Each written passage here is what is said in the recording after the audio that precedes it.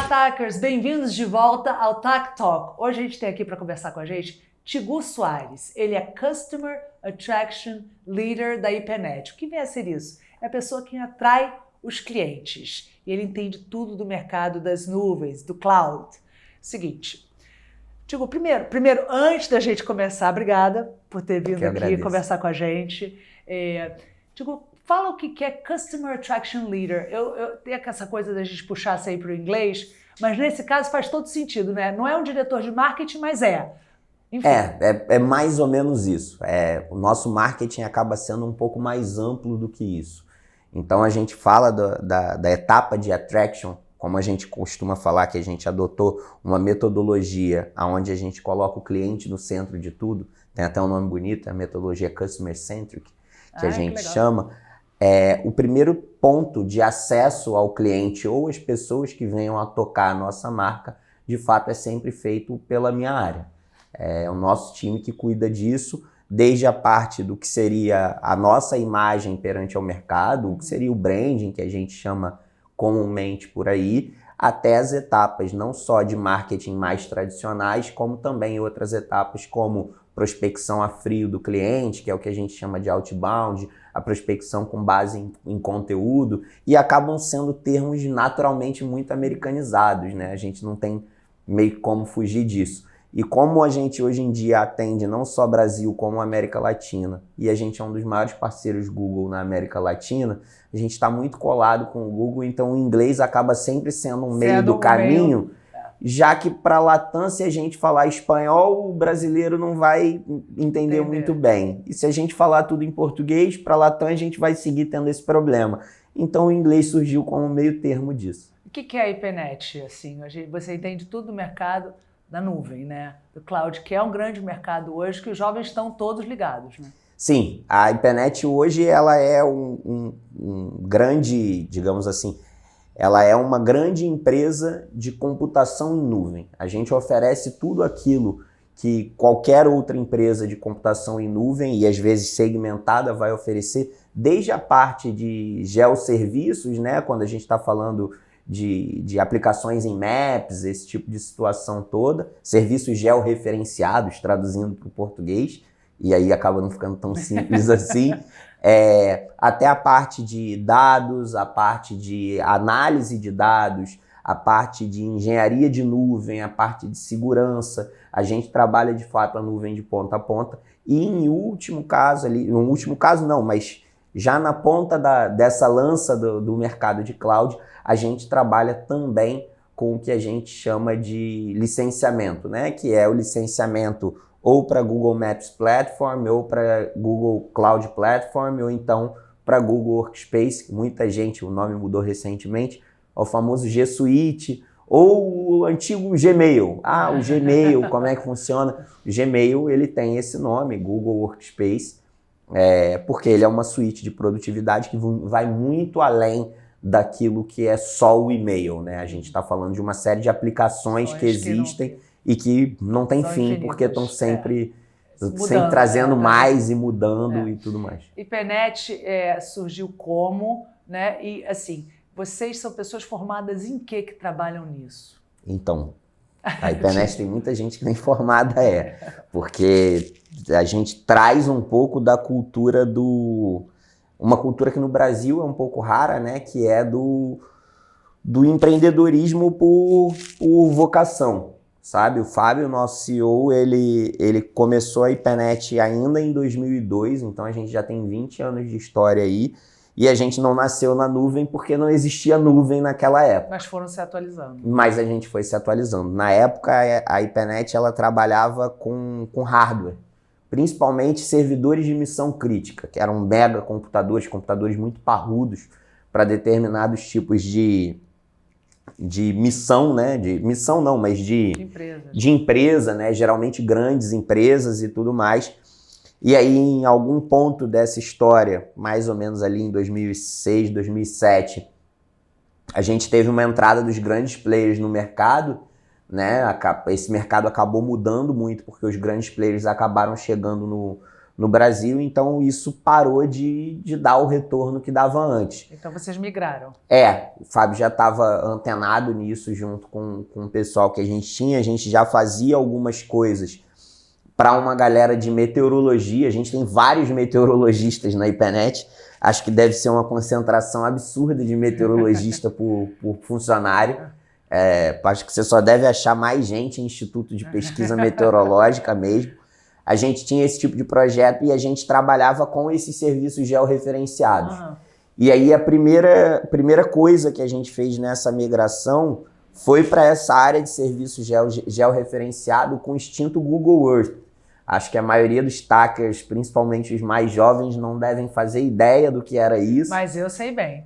Exatamente. A gente olhava a Terra lá de fora, é daquelas coisas que a gente sempre se espantava e falava, nossa, olha onde a gente está chegando. E aí depois que o Google Earth acabou, ele antes era uma licença paga, e aí vinha com uma série de serviços que a gente também prestava em relação a isso, além da licença. A Google acabou descontinuando o Google Earth e um tempo depois eles vieram com o Maps. E aí também teria essa parte de serviço georreferenciado, e depois eles vieram não só com o Cloud Platform, que é de fato a nuvem da Google, como também com o que era o G Suite, o Google Workspace de hoje em dia, que na época se chamava Google Apps. E aí, quando a Google resolveu entrar no Brasil com isso, eles lembraram que a gente lá atrás já trabalhava com o Google Earth, falaram, não, a gente está precisando de parceiros que já entendam um pouco mais do nosso jeitinho, do nosso ecossistema e tudo mais. E desde então, aí já estamos com ele, aí já estamos falando dos últimos 11, 12 anos. Né? Já estamos falando de 11 a 12 anos direto com eles. E assim, inúmeros cases de sucesso, várias premiações diferentes. Já fomos eleitos melhor parceiro de serviço da América Latina, já fomos eleitos o parceiro mais disruptivo de serviços da América Latina também. Então, assim, a relação que só cresce. Vocês são e faz jovens, com que a todos gente... assim, mais ou menos da sua idade? Não, que idade você tem? Eu tenho 35 anos, mas a nossa média de idade na empresa, se eu não me engano, está em torno de 27. Eu não olhei para esse censo eu te digo muito porque atualizado. tem muito jovem assistindo a gente. Sim. Eu quero saber, qual é a sua relação com o TAC? Já é uma relação que não vem de hoje nesse TAC Talk. Olha que incrível, a média de idade do meu time é de 23 anos. Olha que barato. Não, é de 24 anos, sendo que eu tenho uma pessoa de 45, eu tenho uma de 40, então eu também tenho gente de 18. Estou me sentindo representada. Não, tem gente de 18 também. Então, assim, joga-se muito essa média para baixo. É um time, de fato, muito jovem. E é desafiador conseguir fazer com que uma empresa mais velha do que muitos desses jovens já, porque quando a gente fala de 20 anos de empresa e de ter alguém com 18, 19 anos trabalhando com a gente, mas acho que o que importa é que a gente mantenha essa pegada muito, muito jovial, apesar de ter todos esses aspectos de inovação e tudo mais. Acho que a gente consegue fazer com que esses 20 anos não pesem tanto. Tigu, então, você já foi jurado do TAC, Desafio TAC, né? Sim. Quando você foi jurado do Desafio TAC, você esperava que fosse exatamente o que foi, assim, entregasse tanto e tivesse tantos jovens? Porque toda vez que eu participo, né, que eu estou aqui com o TAC, eu penso, gente, tem tanta gente talentosa, tanta gente esperando só um empurrãozinho, né? Eu cheguei a comentar com o Rafa que eu fiquei encantado, assim, eu acho que desde que a gente já incentiva TAC há bastante tempo, mas foi a gente está falando de antes da pandemia, então já vai um bom tempo nessa brincadeira. 2002. Foi desde da 2020. segunda edição, né? Estamos indo para a quinta. E assim, eu fiquei surpreso, não só com a qualidade do que foi entregue, mas com a capacidade que eles têm de pensar em coisas completamente fora da caixa. Até a gente que está no mercado de tecnologia, que está acostumado a ver novidade e tudo mais, eu fiquei muito impressionado com o pessoal desse TAC que eu tive a honra de poder participar e de ser jurado. E fiquei muito, muito bem impressionado também com o pessoal que ganhou, com a equipe vencedora. Tanto que a gente recebeu, fiz questão de recebê-los Você lá na lembra, internet. assim? Lembro essa questão do NFT junto com a inclusão dos artistas do subúrbio e tudo mais. Eu achei isso genial, assim. E lembro muito da apresentação deles e eu falando, cara, que incrível isso, assim. Eles pensaram fora da caixinha mesmo. Foi muito bom. E também o processo é um processo de mentoria, quer dizer, Sim. as pessoas vão tirando o melhor que eles Sim. têm para... Isso você acha importante, assim, você como hoje, à frente de uma empresa que é importante no mercado, é interessante que o Brasil, o empresário brasileiro, né, as pessoas que estão já dando certo em seus mercados, olharem para esses jovens? Eu acho que é fundamental, assim, a gente acredita, pelo menos na IPNET, a gente acredita que a melhoria do ambiente de negócios, ela tenha que acontecer desde a etapa de fomento ao pequeno empreendedor ou aquele que tem a ideia, e também a etapa de fomento do conhecimento, né? Fazer com que determinadas pessoas que talvez não conseguissem ter acesso a determinados tipos de conhecimento e tecnologia possam fazer isso. Tem oportunidade. O Brasil, de fato, a gente é muito criativo por natureza. A gente já nasce com esse chip da criatividade, sabe? É uma aplicação que já está instalada no DNA do brasileiro. É o nosso jeito até de se virar.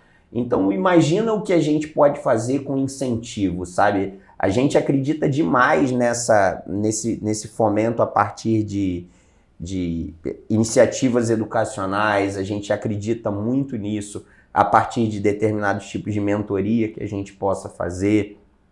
E se às vezes a gente não tem necessariamente um incentivo financeiro ou a grana para deixar ali, que a gente tenha tempo. Exato. Que a gente pegue o nosso tempo e coloque a nossa experiência para jogo ali, para tentar criar um novo empresário no futuro ou um melhor ambiente de negócios, pessoas que já estejam adaptadas a esse ambiente de negócios. Eu acho que durante muito tempo, a nossa cultura, de maneira geral, ela tratou o empreender como algo que você fazia ou quando você não tinha outra algo menor, opção, né? Assim. Como algo menor. É a mesma se virar, questão né? da cultura. A pessoa está se virando. É a mesma questão da cultura do servir. A gente, na IPNET, a gente fala muito que a gente precisa ter a cultura do servir, do saber servir. E a gente precisa entender que, assim como a questão do empreender, servir também é bom. Eu acho que esse tipo de mudança de mentalidade é que a gente tem que conseguir trabalhar nessa nossa juventude, porque a partir do momento que eles entenderem que bons empreendimentos vêm também com ótimo serviço, a gente vai mudar o padrão de qualidade daquilo que a gente costuma oferecer e que às vezes a gente se adaptou a não ter os melhores. Então eu acho que é algo que a gente tende a fazer para... É muito clichê, a gente fala... É legal em propaganda de banco dizer que isso muda o mundo. É lindo, eu até me emociono. Mas é na prática, é nesse tipo de prática que a gente vê o que de fato é capaz de mudar o mundo. Mudar o mundo é tornar de fato a mentalidade desses jovens em relação ao que é empreender, em relação ao que é tecnologia. Uma coisa factível, né? Algo factível e fazer com que as pessoas entendam que a tecnologia não é fim. A tecnologia é meio. A tecnologia é um meio para que a gente consiga ter uma vida melhor, é um meio para que a gente consiga construir uma sociedade mais justa. Que ela seja usada para isso. Exatamente. Né? Com essa intenção primeira, né? Exatamente. Do início. Quando você fala de mentoria, como a mentoria é importante, se a pessoa não tem como investir nisso financeiramente, pelo menos doar seu tempo. Nesse processo, né, que você foi jurado, você também tem o feedback disso positivo, quer dizer, você é capaz de ser surpreendido. Sim. Também. Sim, e assim, você aprende, fatalmente você aprende. Você aprende com dúvidas novas, porque os padrões de dúvida acabam mudando. Então, assim, entender quais são as dúvidas dessa juventude de hoje em dia, com a quantidade de input tecnológico que eles têm desde que eles nasceram. A gente estava falando de falar de jovens até, eu brinco falando de crianças com 15 anos de idade, com 15, 16, 17 anos, aonde eles entendem a internet como algo existente desde que eles nasceram. Eu costumo brincar muito, eu tenho uma irmã de 10 anos de idade que qualquer tela que ela veja, ela já tem o hábito de achar que aquela tela é touch e que aquilo vai responder a determinado comando gestual. Enquanto eu, naturalmente, mesmo imerso em tecnologia, ainda procuro botões, sabe? Então, o tipo de dúvida que você tem a partir disso, que você escuta esse tipo de dúvida diferente, faz com que você consiga pensar até de uma maneira mais jovial, mais atual e consegue depois aplicar aquilo em determinadas situações de negócio, aonde você percebe que a mentoria, na verdade, também é um aprendizado para você. A gente tem no TAC uma preocupação de sempre surgir com temas, né, que sejam relevantes, né? De sustentabilidade até a cultura para todos, enfim. Sempre para que eles pensem, coloquem a cabecinha pensante deles todos para encontrar saídas. Porque a gente tem a mania aqui no Brasil de vitimizar as pessoas, né? E ficar chafurdando na lama, né? Sim. A pessoa não tem saída e a gente só fala daquilo. E aí todo mundo mora mal, mas a gente só fala daquilo. Sim. Enfim, tá tudo poluído, mas a gente só fala daquilo, né? Então, apontar para saídas. Esse ano é inclusão, né? Você acha um tema que realmente pode surgir com... É um desafio bom, né? Assim, não, eu acho... Inclusão é bem abrangente. A inclusão, ela vem com... Muita gente fala da ordem, né? Se a diversidade vem antes da inclusão ou se a inclusão vem antes da diversidade. Eu acho que a inclusão, ela vem depois da diversidade. Você, de fato, é a consequência do ser diverso ou do compreender a diversidade. Você só precisa incluir porque, de fato, nem todo mundo é igual. Existem necessidades diferentes e você trazer essas pessoas... Posturas diferentes, criações diferentes. Que bom que somos diferentes. Exato. É aquele, torturando um pouco o clichê, a história do que diversidade é você convidar todas as pessoas para a sua festa. Inclusão é você fazer com que elas dancem. É tirar essas pessoas para dançar. E eu acho que a gente ainda discute inclusão de uma maneira... eu acho que a gente ainda está engatinhando em relação a isso. Quando você vai ver como o pessoal, principalmente na Europa, trata algumas questões inclusivas e tudo mais, você vê que já existe uma evolução um pouco maior. Uma naturalidade maior, porque já está introjetado na cultura. Exatamente. Né? Aqui ainda é uma coisa a mais, uau! Você esse fala, espaço nossa, aqui olha que diferente. De inclusão, exato. Que barato. A gente ainda se choca com um banheiro que seja unissex. Exato. Lembrando que isso existe desde que o mundo é mundo, não é uma inclusão de agora, pelo contrário, já existia antes, depois a gente resolveu segregar e em 90% das vezes a gente está falando 99% de cabines individuais. Então, não existe o menor problema e às vezes a gente ainda acaba problematizando isso. E eu acho que o que você falou, você foi muito feliz no que você falou dessa questão da dificuldade que a gente tem em ficar andando em círculos sobre um problema. Eu acho que é uma característica, uma das características do brasileiro que a gente precisa perder. Depois que ficou ruim, nunca mais conheceu o tá bom.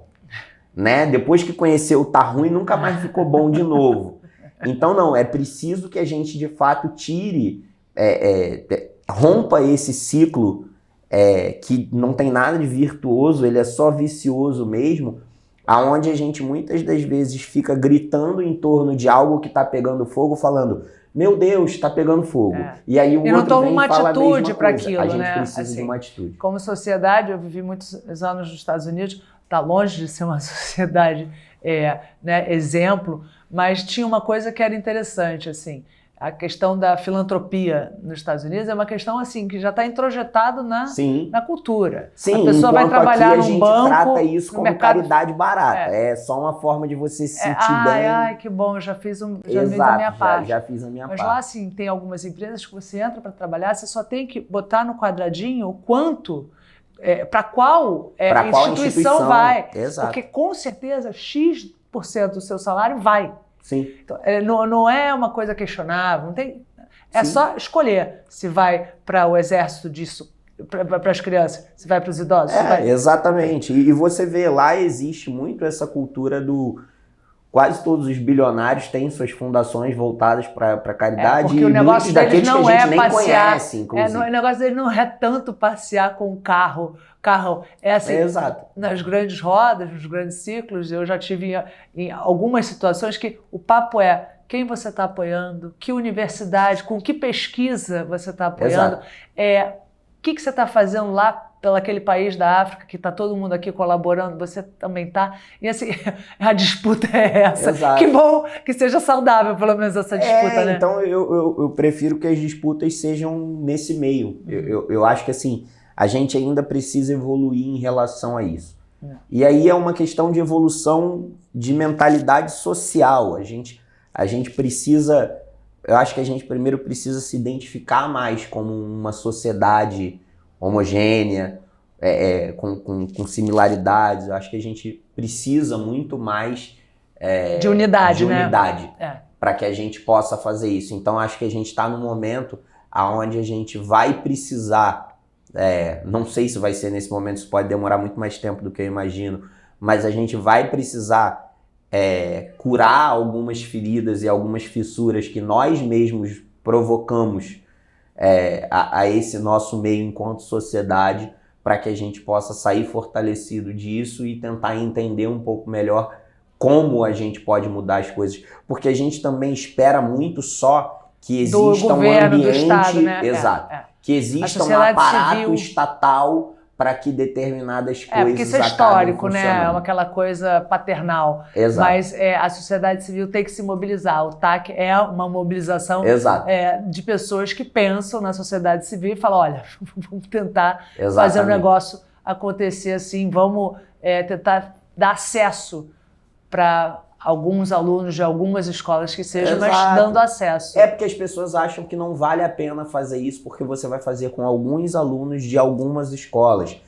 E aí as pessoas acham que qualquer tipo de iniciativa tem que conseguir abarcar todos de uma vez só. Mas se todo mundo fizer alguma coisa para alguns alunos de algumas escolas, sem distinção, em pouco tempo a gente vai ter todo mundo envolvido nesse processo. Legal. E o único ente que de fato pode fazer isso de uma vez, sem ajuda não, porque não existe grátis, mas pode fazer isso todo de uma vez, é o governo. E a gente geralmente prefere... E aí eu me incluo, porque eu faço parte dessa sociedade, eu também sou brasileiro. Então, se a gente está caminhando mal, eu estou caminhando mal também, independente do esforço que a gente esteja fazendo. A gente acaba colocando sempre na conta do governo e a gente acaba não valorizando a possibilidade que a gente tem de fazer isso acontecer pelas nossas mãos. Vocês da IPNET, vocês têm um programa para refugiados. O que vocês fazem? Eu soube que vocês têm uma preocupação com esse tema e já agem. Sim, Então, inclusão é um tema bom porque a gente tem uma preocupação muito forte com a inclusão, mas de um jeito até um pouco diferente do que o mercado trata. A gente tem uma empresa bastante diversa. Para uma empresa de tecnologia, por exemplo, uma empresa de tecnologia geralmente tem 16% de funcionários do seu quadro sendo mulheres. 16% de mulheres, essa é a média. Ah, é? Pouco, né? Porque o mercado de tecnologia é um mercado muito masculino. Ainda. Por uma série de questões, e não só por questões de segregação. São questões de que, historicamente, por exemplo, mulheres faziam mais cursos de humanas e o homem ia fazer engenharia e a mulher ia ser professora. Isso é um reflexo de algo que a gente tinha. E durante muito tempo, as áreas mais voltadas para a tecnologia, para exatas e tudo mais, acabavam tendo uma entrada muito menor de mulheres. Hoje, na IPNET, a gente tem 40% do nosso quadro composto por mulheres. Legal. O mercado de tecnologia ainda é um mercado muito branco. também por questões que precedem a própria existência da IPNET e a gente também vai atrás disso. Mas dentro da IPNET a gente não cria inclusão, a gente diz que a gente não promove a diversidade pela diversidade. Se a gente não tiver inclusão dentro da diversidade, aquela diversidade está errada. Ela está sendo um token, ela está sendo uma foto, um negócio para botar no quadro e falar, para inglês ver. Olha como eu tenho, entendeu? Para inglês ver. Exatamente. No nosso caso, não. A gente traz a diversidade e faz com que a inclusão aconteça. Então, a gente é uma empresa muito heterogênea em tudo aquilo, em tudo aquilo que se possa imaginar. E nos últimos anos, com a nossa expansão para a América Latina, a gente acabou tendo uma dificuldade, digamos assim, de principalmente com pandemia, a gente podendo viajar menos, a gente tendo que viajar menos. E, por exemplo, a gente tem um escritório no Chile, o Chile fechou completamente. A gente viveu momentos complicados. A gente não conseguia entrar no Chile, quem estava no Chile não conseguia vir, e a gente tendo que contratar determinadas pessoas e a gente tendo uma dificuldade muito grande em conseguir imputar a cultura dessas pessoas, a cultura da IPNET nessas pessoas. E aí a gente teve uma ideia, a gente falou, cara, existe um mercado que precisa, o nosso mercado em Latam precisa de pessoas que tenham espanhol nativo, hispanohablantes. A gente tem um vácuo aqui de um monte de gente que está sem emprego, vivendo de subemprego, e que muitas das vezes ou estão tentando trocar de carreira ou estão tentando se reinventar e estão numa condição de refúgio que não é a mais fácil do mundo. Da Venezuela? De onde? São todos venezuelanos. Ai, que barato.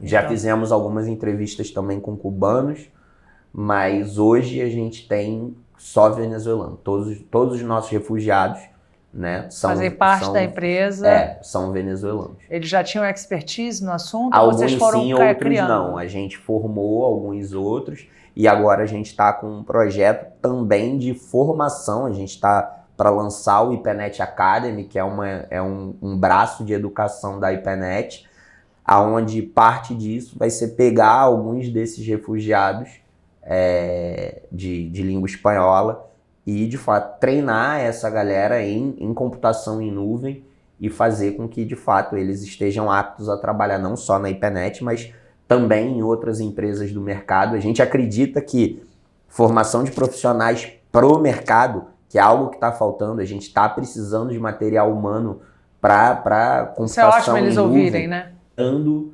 vaga, tá sobrando espaço.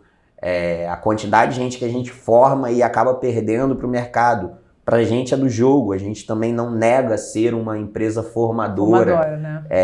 Isso também é parte do nosso DNA. Não, e para a gente está ótimo. A gente acredita que isso também é uma contribuição para um melhor ambiente de negócio. Um melhor ambiente de negócio tem pessoas treinadas e pessoas bem formadas desde as suas primeiras experiências. O importante é que ela tenha boas experiências daquilo. Então, assim, a gente está com esse processo, esse projeto do Academy também para essa parte de inclusão. Estamos procurando algumas ONGs para que a gente consiga buscar mulheres negras periféricas do Rio de Janeiro para também poder dar esse treinamento de tecnologia. Estamos conversando com algumas já. E temos agora também o projeto do IPNET Grey Age, que é pegar essa galera de mais de 50 anos, né, os grisalhos que estão aí. Grey Age, né? Exatamente. Que é cinza. E muitos daqueles que já tiveram algum tipo de formação tecnológica e por algum motivo pararam no tempo ou estão escanteados no mercado, muitas vezes só por uma questão da idade, porque, lógico, a gente também passou aí nos últimos anos, a gente passou por uma série de crises. Não, e a gente teve muita crise que acabou botando esse pessoal na rua e tendo que botar comida na mesa de casa, esse cara foi dirigir um Uber. Já encontrei alguns professores, inclusive, dirigindo. Então, e ele acaba não tendo condição de ficar ali no mercado procurando a entrevista e esperando a hora chegar, porque Ele Você precisa já tem botar esse comida em projeto casa. Grey Age? Ou isso Sim, já, sim, já temos. Já temos. Já temos. Tá vias de Ele acontecer. tá já em piloto, a gente já tem algumas coisas que a gente fez, a gente já tem pessoas com essa história trabalhando com a gente, e agora a gente está tornando isso, transformando isso em algo que seja uma esteira de colocar gente para dentro. Cara, parabéns, porque Obrigado. pra gente ouvir alguém que está no mercado, que está bombando, uma empresa que tem essa preocupação também, faz muito sentido. A gente precisa criar formas de demonizar menos o empresariado. É muito fácil, dentro daqueles pontos que a gente falou que a nossa sociedade ainda precisa melhorar, a gente precisa entender que as empresas são organismos vivos que fazem parte da nossa sociedade e tendem a melhorá-la. Então não tem como a gente... não, porque o empresário, ele sempre está... Óbvio que ele está preocupado em prosperar. É óbvio que ele está preocupado em ganhar dinheiro. No core da empresa, mas todos esses projetos fazem com que o ambiente em volta da empresa, ou seja, a empresa ela não está inserida no vácuo, ela não está ali boiando, flutuando no espaço, ela está inserida dentro de um ambiente. Se essa empresa coloca mais pessoas, se essas pessoas têm uma visão de mundo mais inclusiva, se essas pessoas têm uma visão mais diversa, se elas aprendem que todo espaço de oportunidade existe para todo mundo, para todas as pessoas que lá estão, por que não? Sabe? É assim que a gente vai. A empresa ser cidadã não é só ela pagar os seus impostos e tudo mais. Que é default, né? Isso aí é obrigatório. Vamos combinar que isso deveria ser o padrão. Mas a empresa ser uma empresa cidadã, para mim, é quando a empresa de fato faz alguma coisa pelo mundo mais do que empregar 2, 20 ou 200 ou 20 mil pessoas. E trabalhar o próprio lucro, né? Exato. Pensar na sociedade como um todo. Exatamente. Muitíssimo obrigada. Eu que agradeço, Marina. Vocês estiveram aqui, Tigu Soares, Customer Attraction Leader da IPNET. Um papo ótimo, muito obrigada, Que agradeço. Tigu. Fiquem ligados no próximo TAC Talk.